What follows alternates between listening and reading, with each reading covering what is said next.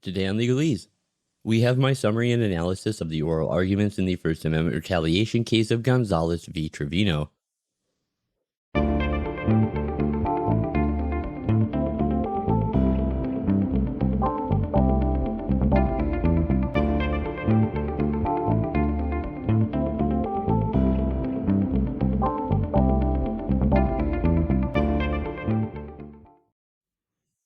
Hey, greetings everybody, and welcome back once again to Legalese. Now, as always, I am your host, Bob, and I want to thank you all so much for joining me here today. Now, if you happen to be new to my channel, let me especially welcome you. This is a podcast where we're going to be discussing all things constitutional law, as well as current events in other areas of law, politics, and culture. Now, I just want to remind you guys real quick, if you want to find out more about our show, you can go check out our homepage over at legalespodcast.com. And if you want to stay up to date whenever I put out any new content, because I don't just do videos here on YouTube, I write a lot of articles over on Substack. I post it, there's an audio only version of the show.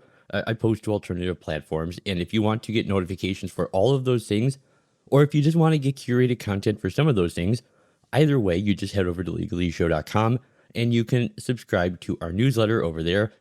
And you might want to do that. I've actually been getting a lot of complaints from subscribers saying that YouTube isn't giving them notifications when I'm putting out new content. So it might not be a bad idea to head over there and subscribe anyway, even if you do just watch here on YouTube, just because for some reason they're being dicks and they're not sending out my content.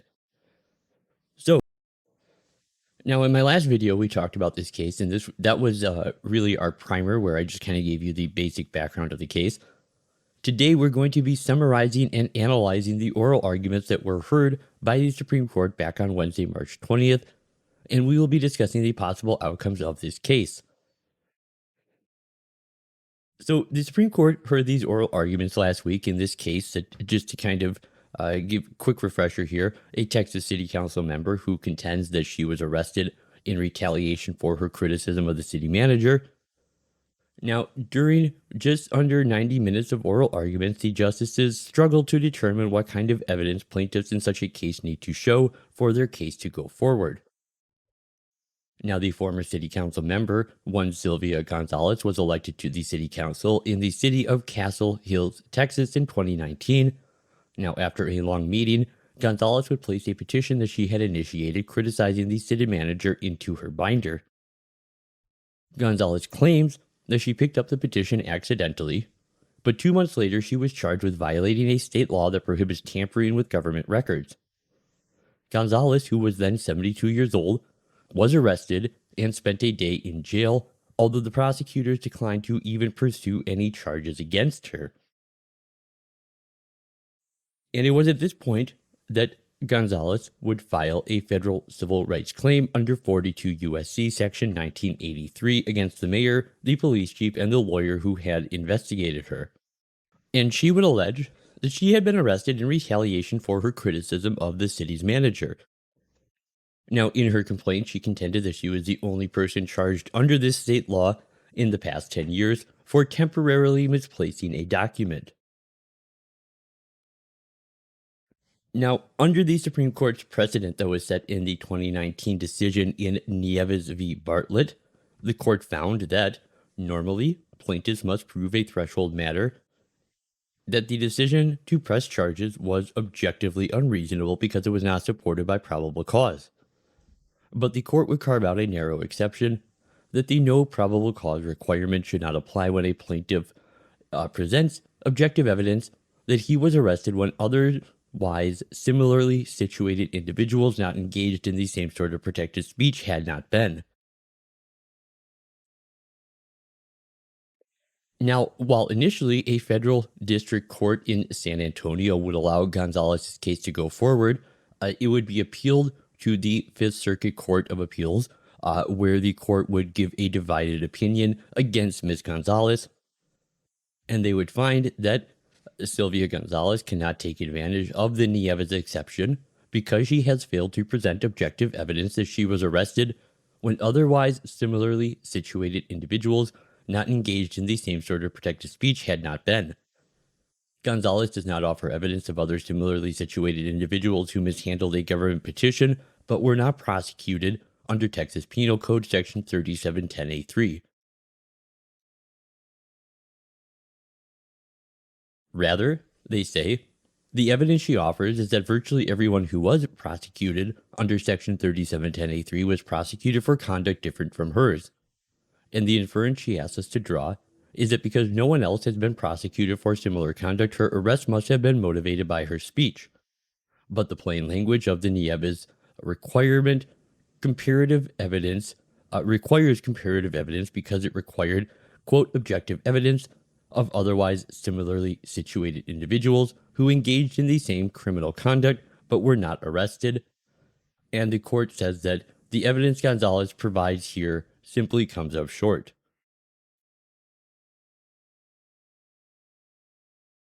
Now, Anya Bidwell, who is an attorney for the Institute for Justice, represented Gonzalez at court on Wednesday, and she would tell the justices that the city official's argument extends Nieves beyond its moorings. If the mayor in this case got in front of TV cameras and announced that he was going to have Ms. Gonzalez arrested because she challenged his authority, the existence of probable cause would make this evidence legally irrelevant. Their argument, she would continue, would also toss out of court a critic arrested for jaywalking on a remote country road, even if his town had never arrested anyone for jaywalking before, simply because he couldn't find a non-critic who had jaywalked at the same spot. We'll hear argument first this morning, case 22-1025, Gonzalez versus Trevino. Ms. Bidwell. Mr. Chief Justice, and may it please the court. Respondents try to overread Nieves in two ways. They need to win on both attempts. Each is wrong and would lead to results this court could not have intended. First, respondents say Nieves' rule, designed for a representative case of in-the-field law enforcement, now insulates all government officials. Picture the thin-skinned bureaucrat scouring for a crime to pin on his critics. According to respondents, Section 1983 has nothing to say about that. Second, respondents parse Nieves like a statute to say that it limits plaintiffs to a particular type of comparative example. To be sure, Nieves did recognize that evidence of subjective motive alone would not get a plaintiff an inference that this motive caused the adverse action. But Nieves does not blind courts to all but one type of objective evidence of causation. Respondents' position extends Nieves beyond its moorings. If the mayor in this case got in front of TV cameras and announced that he was going to have Ms. Gonzalez arrested because she challenged his authority, the existence of probable cause would make this evidence legally irrelevant.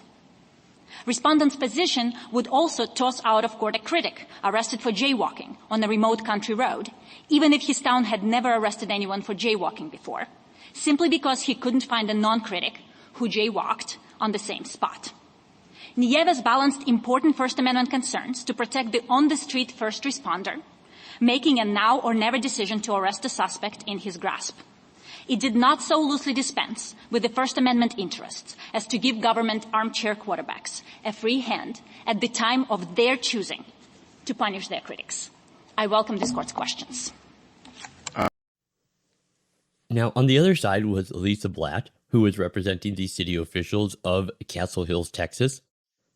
And she told the justices that Gonzalez's argument would open the door to allow virtually any defendant to bring a retaliatory arrest claim. She said if you accept Gonzalez's gamesmanship, those arrested for domestic violence will claim the victim just slipped, those arrested for threats will claim they were just joking, and those arrested for embezzlement will claim they just accidentally misplaced the funds. Thank you, counsel. Ms. Blatt? Thank you, Mr. Chief Justice, and may it please the court.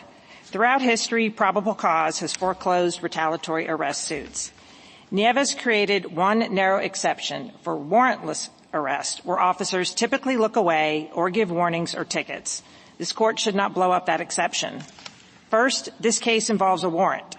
Warrants do not entail the boundless officer discretion that justified the Nieves exception in the first place.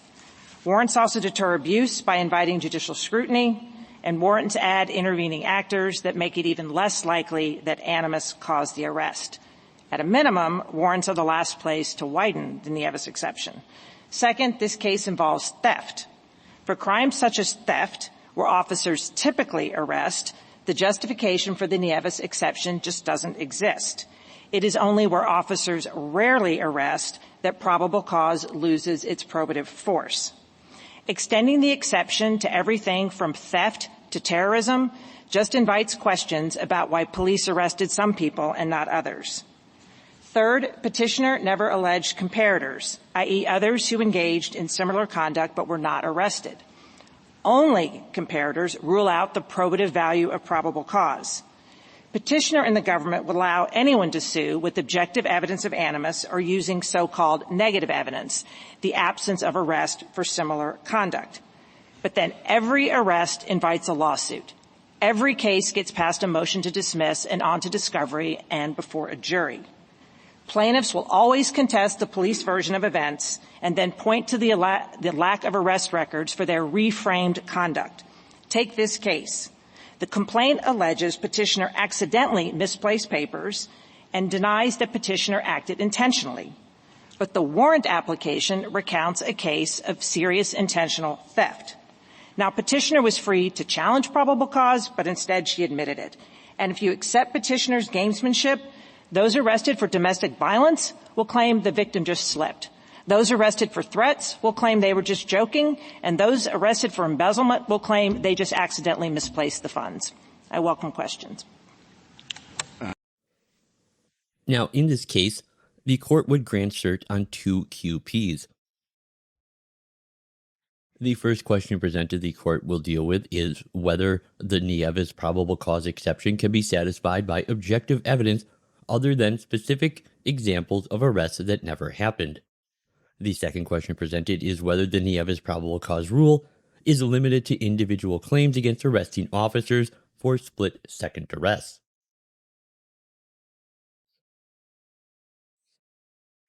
Now, the justices actually spent relatively little time on the second question presented about limiting the Nieves exception to on-the-spot arrests. Now, Gonzalez insisted that it was so limited, she told the justices that Nieves was dealing with the vast bulk of retaliatory arrest cases involving on-the-spot arrests, which involve a very particular causal complexity not found in cases like Ms. Gonzalez's, in which 2 months would lapse between the conduct that led to Gonzalez's arrest and the arrest itself. Your Honor, that's because Nieves talks about a vast bulk of retaliatory arrest cases. The typical retaliatory arrest case is when a police officer, like in Nieves, is patrolling the streets, having to, not on his own time, but on a suspect's time, having to respond to dangerous situations. The last thing we want is for police officer worrying about communicating with the suspect. So that's why even under the objective evidence carve-out, statements and motivations of a particular arresting officer are irrelevant at that point. Nieves covers all these cases that are important, and there is a very particular causation complexity in Nieves, in that it is impossible to untangle what a police officer is thinking at the time. As Justice O'Connor explained in her Quarles, police officers, when they're making on-the-spot decisions, themselves don't have a fully formed understanding of why what they're doing is what they're doing. So it's a very particular causal complexity that's present in a lot of cases, but it is not present in a case like this one, where you have 2 months to issue a warrant based on no new information. All information that was developed at the time when Ms. Gonzalez took this piece of paper from one. But very skeptical of this claim was Justice Samuel Alito, who would push back against exactly that suggestion by saying that, quote, I don't see a reference to split-second arrest, end quote, in the court's holdings in the Nieves case, though that exact phrase actually can be found on page 1724 of the Nieves opinion. But instead, Alito would stress that the court held that because there was probable cause for the arrest in that case, there was no grounds for a retaliatory arrest claim. To the suspect. But that exists whether or not it's an on-the-spot arrest. The causal complexity exists in all of the class of cases that Nieves was talking about. And when the court was stating what it held, I don't see a reference to split-second decisions. The court says that Nieves and Wright argue that no probable cause, there should be a no probable cause requirement. Their primary contention is that retaliatory arrest claims involve causal complexities akin to those identified in Hartman. As a general matter, we agree. And later, when it's stating the holding, because there was probable cause to arrest Bartlett, his retaliatory arrest claim fails as a matter of law. I don't see a reference to split-second decisions. Now, initially, Justice Sonia Sotomayor would echo Samuel Alito's skepticism, and she would acknowledge to Anya Bidwell that she had dissented in Nieves, so on a clean slate she would likely agree with Gonzalez, but what she asked was, what do I do with the line in Nieves that says, quote, a plaintiff pressing a retaliatory arrest claim must plead and prove the absence of probable cause for the arrest, end quote. You're saying that Nieves doesn't apply to anything but on the spot. I dissented in Nieves, so I probably on a clean slate would likely agree with you. But what do I do with the line in Nieves that says that plaintiff pressing a retaliatory arrest claim must plead and prove the absence of probable cause for the arrest?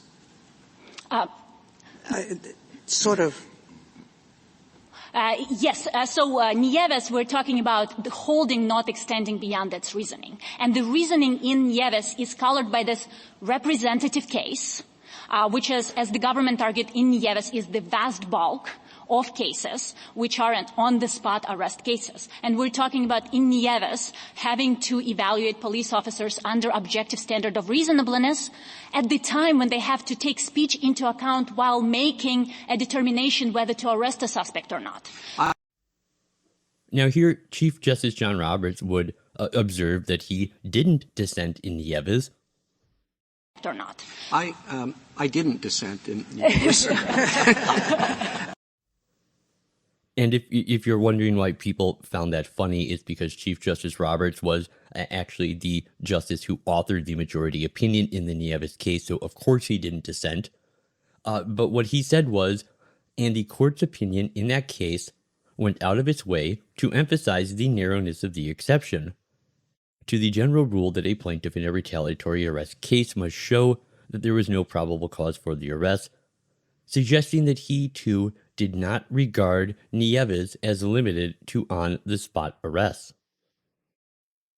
And the court's opinion in that case went out of its way to emphasize the narrowness of the exception. Your Honor, that's because Nieves talks about a vast bulk of retaliatory arrest cases. Now, Justice Elena Kagan, on the other hand, was actually much more convinced by Anya Bidwell's arguments that the split-second arrest seems to be a key part of the court's reasoning in Nieves.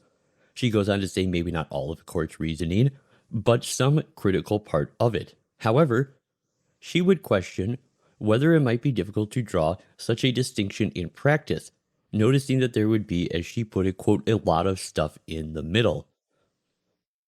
On the argument that you have been making, I agree with you that this split-second arrest seems to be a key part of the court's reasoning, maybe not all of the court's reasoning, but some critical part of it. But I guess I wonder whether dividing the world into split-second arrest cases versus other cases is going to be a very difficult thing to do. I mean, presumably, if we look at the world of cases in which retaliatory arrest is charged, they're going to fall on a spectrum, with the most split-second arrest case over here and something that looks extremely different over there and a lot of stuff in the middle. And it seems hard to me to draw that line in a way that would prove administrable, predictable. So I was wondering, respond to that. Yes, Your Honor. Our position on question presented 2 is that the line to be drawn is at the well-known Fourth Amendment standards to the police officers about initial lawful encounter. As long as probable cause and arrest arise within that same initial lawful encounter, it doesn't have to be split second, Your Honor. It can last for a while, but as long as it's within this initial lawful encounter, then police arrests go under Nieves. But when that encounter ends, that no. And I'd like to also emphasize that within that initial lawful encounter, you can obtain a warrant, an emergency warrant, for example, or if you encountered a suspect and then you pulled up information on him and all of a sudden you see, oh, there is a warrant for previous arrest, then you could use when you learn of the warrant, and as long as you arrest within the same initial encounter, then you fall within Nieves. And those are traditional Fourth Amendment concepts that police officers are trained on.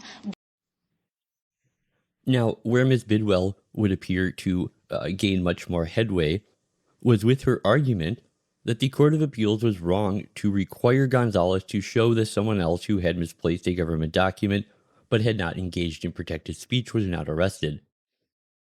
And Justice Sotomayor would notice that Edward Trevino, who was the mayor of Castle Hills, had also violated the government's records law by taking that petition home and keeping it overnight. And she would ask Ms. Bidwell, why wouldn't that be sufficient evidence that Gonzalez was singled out for arrest? To that second question, or to the first question presented. Yes. In your brief, you mentioned that there was probable cause that Respondent Mayor Trevino violated the same statute by taking the petition home and keeping it overnight. I had no idea where that came from, because you didn't have a cite in the record to that. And I don't know if I don't think it was in the complaint. Your Honor, sorry. Where was that from? It is in the complaint. It's on page 110A of the complaint. I was reading the complaint too fast, so thank you. All right. Why wouldn't that be sufficient comparative evidence that someone else took this by mistake for overnight and kept it? That's exactly the problem with the Fifth Circuit rule, is that it wouldn't allow this kind of a comparator, because the Fifth Circuit is parsing the rule so hyper-technically with such a high degree of specificity that somebody like a mayor would not be similarly situated to somebody like Ms. Gonzalez. Now, that was a point that I found to be incredibly interesting, because I think this is actually by far the strongest evidence that the petitioner has in demonstrating the retaliatory arrest claim. Yet, this fact was mentioned really rather nonchalantly in the brief that Gonzalez would file, and she failed to even mention it, as you heard, during Anya Bidwell's opening arguments. And in fact, this didn't even come up at all until they were asked about it by Justice Sotomayor, at which point she gives an answer that does absolutely nothing to convey the strength of that evidence, despite the fact that Justice Sotomayor virtually softballs a question to her, practically inviting her to make the very point when she says, why wouldn't that be sufficient comparative evidence that someone else took this by mistake overnight and kept it? And frankly, I struggle to understand why Gonzalez's lawyer would not have pressed this point with a much stronger answer, something along the lines of, we agree. We believe the evidence that you are talking about in and of itself is sufficient comparative evidence to demonstrate a retaliatory arrest, and the Fifth Circuit's ruling was wrong. Not, as Anya Bidwell said, problematic, but just flat out wrong. Now, I realize to some people that this point may sound like a trivial matter. After all, what reasonable person would fail to infer that problematic here is virtually interchangeable with the word wrong? And in conversational English, that is a logical conclusion that anyone could reach a priori. However, in legalese, it is not uncommon for judges to simply not consider any postulation that they are not expressly asked to take judicial notice of. Now, if you have ever read my article or watched my video, on the Constitutional Revolution of 1937, you may recall that during the New Deal court, there had been a great effort by the Roosevelt administration to get the court to overturn Adkins v. Children's Hospital. This was the case that prohibited the creation of a federal minimum wage law for women on the grounds that it violated the liberty of contract protected under the 14th Amendment's Due Process Clause. Now, in 1936, the New Dealers would attempt, but would fail to get around Adkins in the case of Moorhead v. New York, and the New Dealers would lose on a slim 5-4 vote that upheld Adkins. And according to the Moorhead holding, the act, as construed by the state court, is in conflict with the Due Process Clause of the 14th Amendment and Adkins v. Children's Hospital. But 1 year later, they would attempt and they would succeed to get the court to uphold a state minimum wage law for women in the case of West Coast Hotel v. Parrish. Despite there being no change in the justices on the Supreme Court between Moorhead and Parrish, yet in Parrish, the court would uphold the minimum wage law for women, quote, because the state has a special interest in protecting women against employment contracts, which seems kind of sexist to me, but I guess that's beside the point. Now, in Parrish, we saw the court divide along the same lines for the very same reasons as they did in Moorhead and Tipaldo, with the exception of Justice Owen Roberts. He was the only one who would contradict his own vote in Moorhead. And the reason I even made a video on that is because there are some wild conspiracy theories that are actually very commonly accepted that really sort of were adopted back then to explain this switch. And many of these are even still believed today, but the logic behind this was there all along. And it was because in Moorhead, a concurring opinion which was penned by Justice Roberts where he addressed his reason for not overturning Adkins said the following. This court, in certiorari cases, confines itself to the grounds upon which the writ was asked for and granted. Now, he is talking about a petition for writ of certiorari. This is what I talk about when I always talk about the court would grant cert.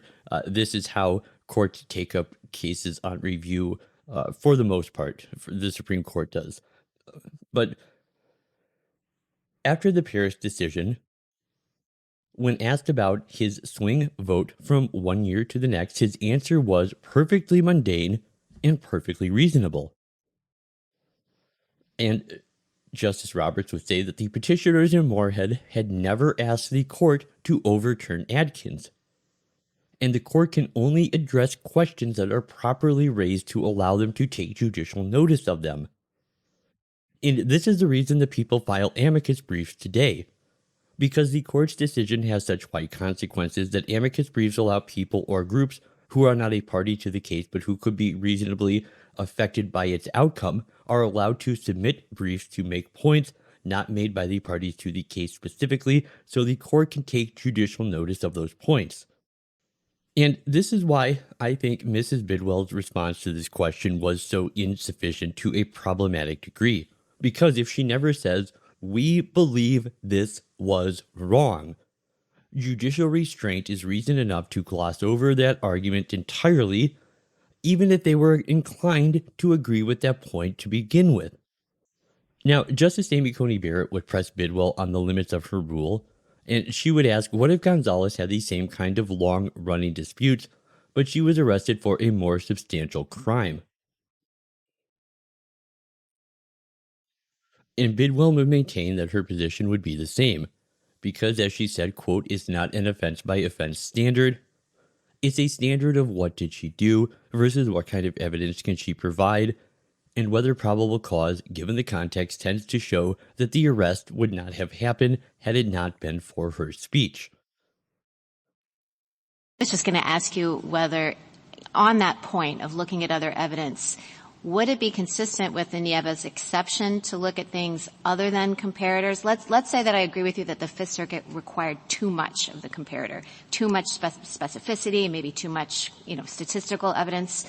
But isn't the other kinds of evidence that you're looking at, isn't that the kind of Mount Healthy evidence that doesn't necessarily go to the probable cause inquiry? If she made the kind of mistake on her state tax forms that would have been prosecutable, under the law, but you had all the same objective evidence, but, this was, and forget about the differences between local and county and state for these purposes. But the crime is different. This is kind of a random crime, that she's charged with here. But you're saying that all of this evidence of retaliatory conduct can come in, which is the Mount Healthy kind of evidence. It's not so uncommon for people to be prosecuted for cheating on their taxes. Would we be able to consider doesn't that swallow the Nieves exception?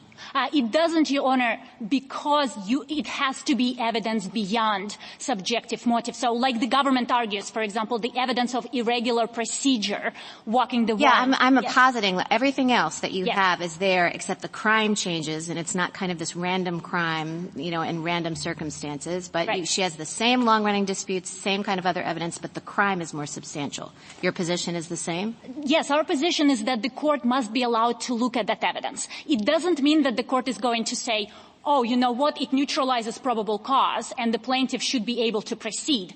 Our position is that the court should be allowed to look at it and then say, okay, maybe that's enough or maybe that's not enough. But the problem with the Fifth Circuit's rule is that it says you can't even look at any of that evidence and weigh it. So reckless driving, they follow her on her way home and she's going, what is the standard, 15 miles over the speed limit? She's speeding late at night on a country road where there's no one there. Same rule. The crime doesn't matter.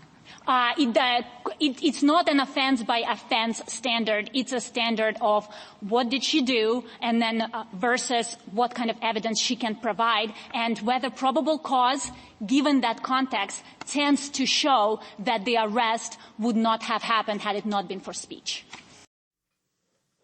Now, besides Anya Bidwell representing Sylvia Gonzalez and besides Lisa Blatt, who was representing the representatives of Castle Hill, Texas, the United States Assistant to the U.S. Solicitor General, Nicole Reeves, would appear as well as an amicus curiae, and she would tell the justices that they should resolve this case by holding that the Court of Appeals had applied the wrong standard when it effectively required Gonzalez to show direct evidence of comparators or empirical statistics to satisfy the Nieves exception.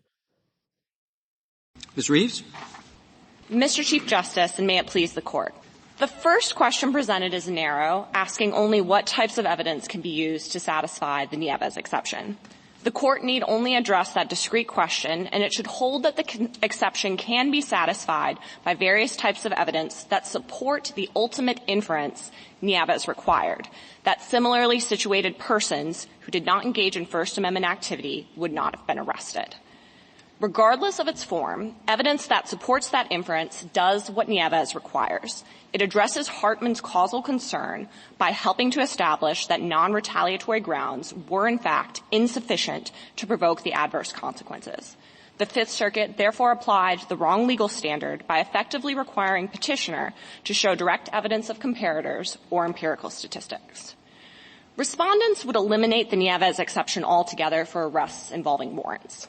That unpreserved argument does not appear to have been accepted by any court of appeals and would draw unwarranted distinctions. On the flip side, petitioner's approach to both questions presented would require the court to essentially overrule Nieves and would draw lines between different categories of arrests that have no basis in the concerns that motivated the general no probable cause rule. I welcome the Court's questions. Now, when she would be asked by Justice Clarence Thomas to explain what kind of evidence plaintiffs could use to show what they had been singled out, Reeves posited that it could be a variety of different types of evidence in different situations, but the ultimate inference the evidence needs to support is that there would have been similarly situated people who were not, in fact, arrested. What would that evidence look like? The evidence that we think should come in? So we think that it's any objective evidence that supports the ultimate inference that the court required to satisfy the Nieves exception. What is that? So I think it can be a variety of different types of evidence in different situations. So, for example, it could be a pattern of arrest for a behavior far afield of a plaintiff's. Could be common sense propositions or inferences like jaywalking never happens. It could be officers' employment of an unusual, irregular, or unnecessarily onerous arrest procedure, timing and events leading up to arrest, and that an arrest was falsely documented. But I do think it's important that we don't think any of that evidence is necessarily sufficient in any particular case, because the ultimate inference the evidence needs to support is that there would have been similarly situated people who were not, in fact, arrested. What would that look like in this case? So we haven't taken a position on the ultimate question in this case because we do think the court just granted the question about the form of evidence, not whether the quantum of evidence here satisfies that or what the quantum of evidence is generally. That being said, some types of evidence that are relevant in this case I do think are petitioner's evidence that arrests for behavior under the statute were for behavior far afield of hers. The nature of the crime itself, it's a low-level misdemeanor crime that can be satisfied just by the general intent of moving the document. I think the irregular arrest procedures here are relevant as well. Now, Chief Justice Roberts would remain skeptical, and he would return to the court's characterization of the Nieves exception as a narrow one. And he would say the federal government's long list of the type of evidence that should come in to defeat the retaliation claim seems to me to be inconsistent with the notion of a very strong general rule that has been well established and a very narrow exception. Well, in Nieves, the court went through the long list of reasons why probable cause should generally, as we put it, defeat a retaliation claim, and we described the qualification there as a narrow one. You had a long list of the type of evidence that should come in to defeat the retaliation claim. It seems to me to be inconsistent with the notion of a very strong general rule that had been well established and a very narrow exception.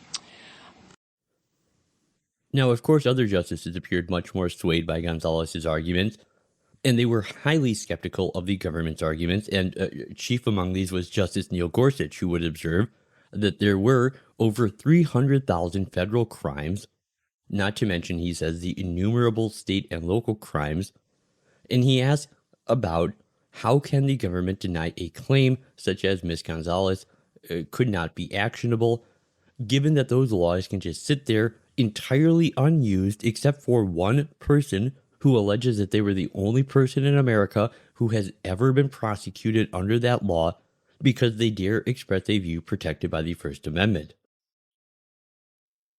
I just want to put a pin in that, if I might.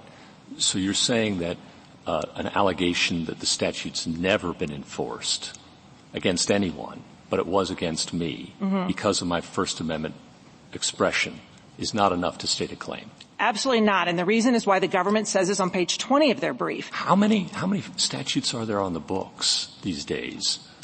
Many of which are hardly ever enforced. Last I read, there were over 300,000 federal crimes, counting statutes and regulations. I can't imagine how many there are at the state and local level.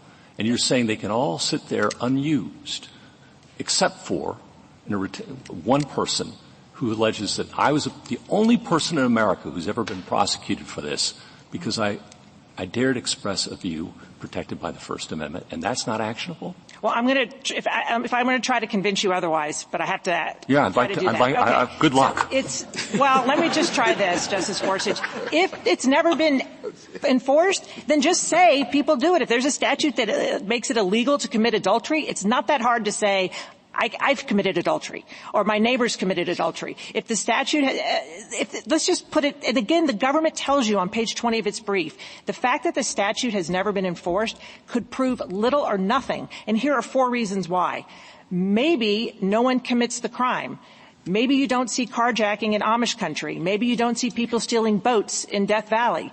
Maybe people commit, the crime itself is unusual. Maybe it's incest or cannibalism. Maybe it's something like government. All of which the court could take into consideration in doing for causation analysis. If you really think that there's a case in Amish country and there's no carjacking, the court can say that evidence is not enough. But you're saying that a court can't even look at that evidence, the fact that a crime has never been prosecuted, ever, except for against a person who alleges a First Amendment violation. I have to turn a blind eye to that. I can't even look at it. That's your argument. No, my argument is it's alone insufficient. Of course you can look at it, and of course it's highly relevant. Hold on. You can look at it, and it is highly relevant? If you have a simple allegation that there is a person on the planet who has done that conduct. A named person on the planet? No. Just a person on the planet? I think you can have news articles that people jaywalk. Now, Justice Kagan would step in at this point, and she would actually back up the argument being made by Justice Gorsuch when she expressed to Ms. Blatt that when the Court of Appeals had understood Nieves to say that you have to show a person within this jurisdiction has engaged in this conduct before and was not arrested, that has got to be wrong. She would say, quote, you should be able to express your point that they've never charged someone with this kind of crime before, and therefore, I don't have to go find a person who has engaged in the same conduct, end quote. Because that obviously negates the fact that this clearly appears to be a targeted weaponization of the law. The same intersection. The Fifth Circuit understood this rule to say you have to show a person within this jurisdiction who has engaged in this conduct before and was not arrested. And I think what Justice Gorsuch is saying is that has got to be wrong. Whatever else you want to put into this bucket, you should be able to say, they've never charged somebody with this kind of crime before, and I don't have to go find a person who has engaged in the same conduct. And at this point, Justice Ketanji Brown Jackson would also press Lisa Blatt on this point as well, asking her, quote, so for you, it's not enough to say that no one has ever been arrested for doing this kind of thing before. And, of course, Blatt would continue to insist that it was not. But isn't our goal here to try to assess whether or not she should have had to allege that?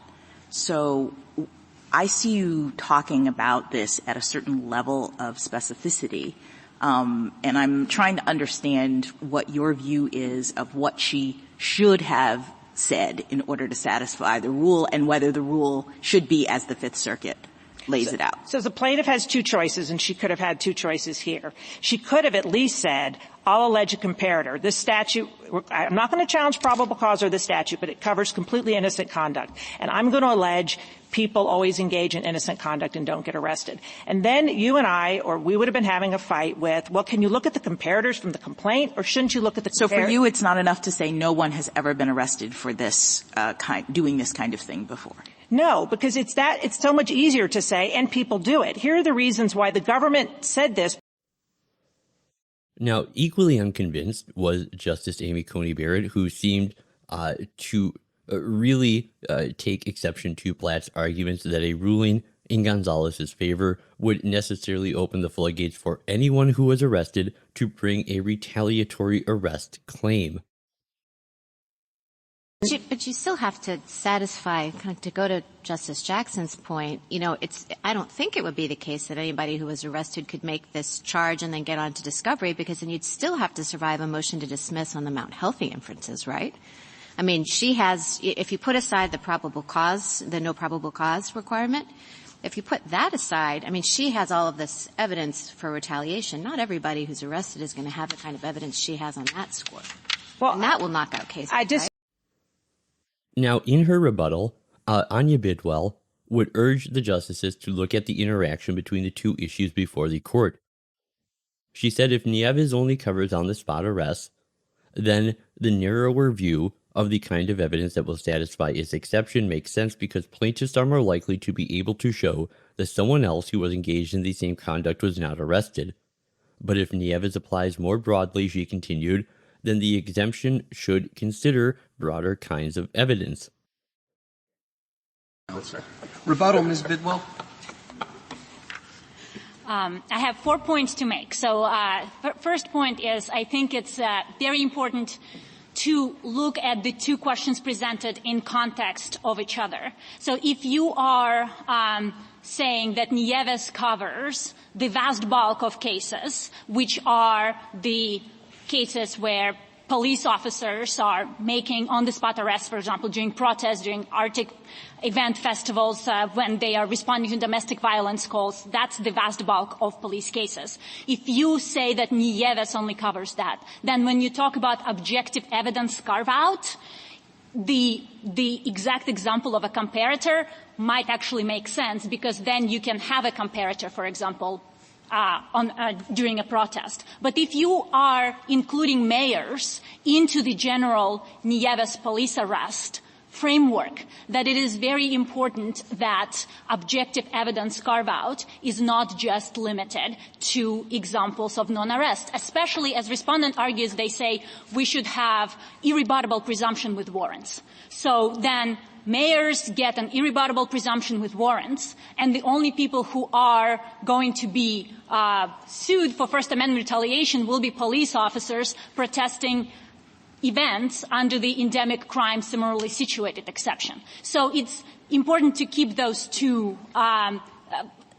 perspectives in terms of question presented one and question presented two. And Justice Sotomayor, on the your question about data, National Police Accountability Project, on page 24 of their amicus talk about how there is no floodgates after the Seventh Circuit and the Ninth Circuit's interpretation of the carve-out. They say that there were only 178 cases overall analyzed, and only 17 cases out of those 178 proceeded to past motion to dismiss or motion for summary judgment. Finally, I'd just like to mention that political retaliation is dangerous. First Amendment has to mean something. Mayors should not be allowed to launder animus through warrants. Common law understood that, we respectfully ask that this Court understand that too. Thank you. Thank you, counsel. The case is submitted. Now, we will know this summer whether the majority of the justices agree with Ms. Gonzalez.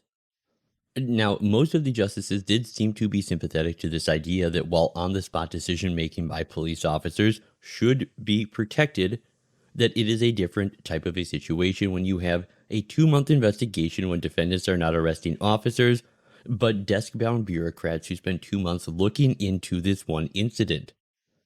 And she points out, despite there being no new evidence developing during those 2 months, these bureaucrats would circumvent the district attorney when they walked a warrant directly to a judge under a procedure reserved for violent criminals, when the standard practice for this type of minor charge is almost exclusively handled with a simple summons. All to teach this woman on the city council a lesson about what happens when you interfere with their boys' club. Now, stepping back and looking at these oral arguments from a more macroscopic view, there seem to be two distinct lines of arguments that the justices were really interested in exploring here. The first of these dealt with the objective evidence. What kind of objective evidence should be allowed to overcome the presence of probable cause? For example, 2 regular police officers had looked into this complaint that was filed by the mayor about Ms. Gonzalez, and they had both concluded that there wasn't anything about this incident that would warrant arresting her. Plus, a prosecutor looked into these charges and also decided that there was nothing there to pursue. Then they did an end run around that prosecutor by hiring their own special investigator who had law enforcement powers of a cop and the prosecutorial powers of a district attorney, who would take the highly unusual step of walking a warrant to a judge to ensure that she wouldn't simply be issued a summons. What they did was to also manipulate the process in such a way as to ensure that she would actually have to be booked into jail. Now, even if this arrest had been warranted, they could have done so through the satellite system, which would have allowed her to be brought in, formally booked, fingerprinted, and then released with a court date. Instead, they used this procedure that is meant for people being charged with a violent felony, or if there is some kind of emergency regarding the issuance of that warrant that requires immediate attention.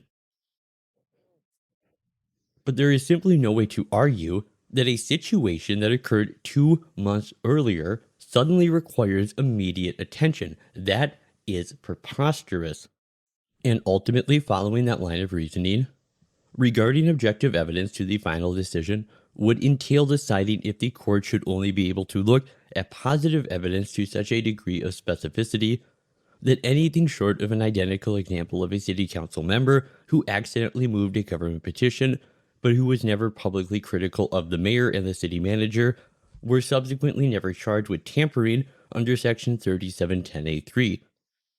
And this sort of objective evidence line of reasoning seemed to be the position that Justice Kagan, Barrett, and Jackson were especially interested in and sympathetic towards. Now, on the other hand, the other line of reasoning that some of the justices seemed especially interested in exploring was the application of common law to this matter. And this had to do with the common law remedies that existed at the time that the statute Sylvia Gonzalez is seeking relief under came into existence. So at the time that 42 U.S.C. Section 1983 came into existence as part of the Enforcement Act of 1871, which was passed to give teeth to the recently ratified 14th Amendment's Equal Protection Clause, that protected things like the right to vote, the right to hold office, the right to serve on juries, and otherwise to be able to receive equal protection under the law. And this clause would also give the federal government the power to intervene when a state did not act to protect these rights. At that same time, there was a cause of action at common law for what is known as abusive process. So, abusive process is a common law tort that involves the misuse of legal processes for ulterior purposes. Abusive process is one of several actionable offenses aimed at discouraging bad faith litigation attempts, and indeed, courts hold the authority to sanction parties for bringing frivolous action. So, abuse of process has been described as misusing a criminal or civil process against another party for a purpose different than the proceeding's intended purposes, and thereby causing the party damages, such as arrest, seizure of property, or some other economic injury. Now, Sylvia Gonzalez has argued that her case was a perfect example of someone obtaining a warrant for a private purpose inconsistent with the exigencies of the writ, that the city was not concerned with a just enforcement of the tampering statute, and instead they were using it to punish her. And this reasoning was one that Justices Gorsuch and Thomas were especially keen on exploring. Now, Justice Gorsuch would ask the federal Solicitor General, as well as the respondent's attorney, Ms. Blatt, a number of questions about the common law, while Justice Thomas would pose questions to all three parties about the relation of common law to this case, which was not surprising at all. This is a topic that Justice Clarence Thomas is known to be especially interested in, just in general. Now, while his general interest in common law was to be expected, what actually was surprising to me was his willingness to resolve this case along those common law lines. This is because Justice Thomas has always been very skeptical about the notion of First Amendment retaliation claims, especially brought under Section 1983. Primarily because the way he reads the phrase in Section 1983 under color of law, in his view, doesn't leave room for intentional torts. Now, on the other hand, he is, broadly speaking, always interested in exploring common law analogs of causes of action that did exist at a time a law was enacted, if such an analog does exist.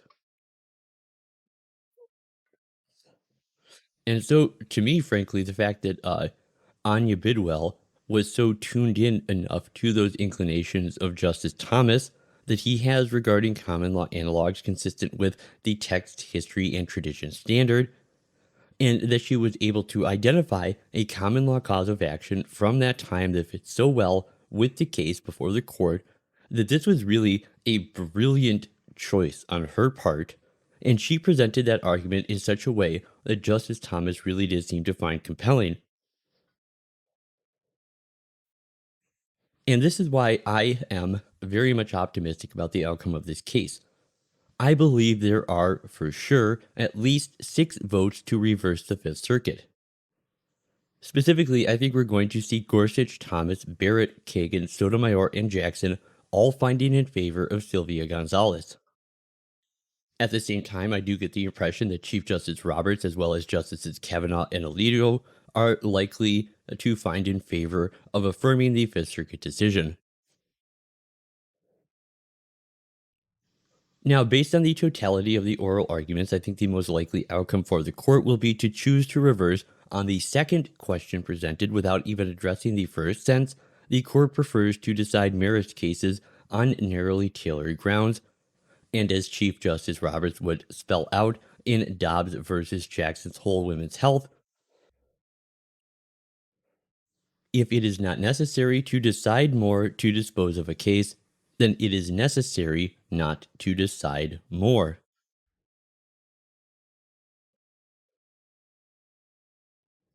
Now, this would mean vacating and remanding this case back to the Fifth Circuit with instructions to reconsider based on a different framework to answer that second question presented. Whether the Nieves probable cause rule is limited to individual claims against arresting officers for split-second arrests. Now, though the particulars of their judgment in this case and any subsequent instructions that they will pass along as part of that judgment are not as easy to predict, and we will have to wait to see how that transpires when they hand this case down in a couple of months. Precisely what that guidance will be, I cannot necessarily say. But what do you think? I would love to get your guys' thoughts on this case. Do you have any opinion on how you think the court will likely decide the case, or do you maybe have an opinion on how you think they should decide this case? If so, let me know down in the comments section below. In the meantime, that's really all I got for you guys here today. Thank you so much for tuning in to Legalese. As always, if you liked the video, please go ahead and do those things that help to trigger Al Gore's rhythm. Hit that like button. I guess if you dislike it, you can hit the dislike button, but you're kind of being a dick, so your call. Subscribe to the channel so you always get updates whenever I put out new videos. Definitely leave me a comment. Let me know what you thought about this. And please, if you would also take a moment to share the show, just either post it to your social media or think of 1 or 2 friends you know who would find this information useful or informative or interesting or entertaining, and just pass it along to them. And if you would do that for me, that is a really great low effort way for you to help support and grow my channel, and I would be very, very grateful for it. So until next time, this has been Bob for Legalese, talking about Gonzalez v. Trevino, and of course, as always, Carthago delenda est.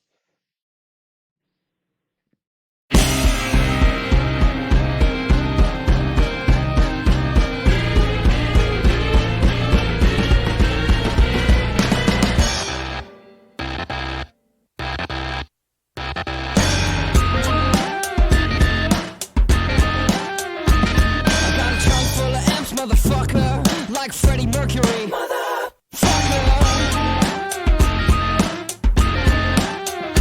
I got a trunk full of amps, motherfucker. I got a trunk full of amps, mother.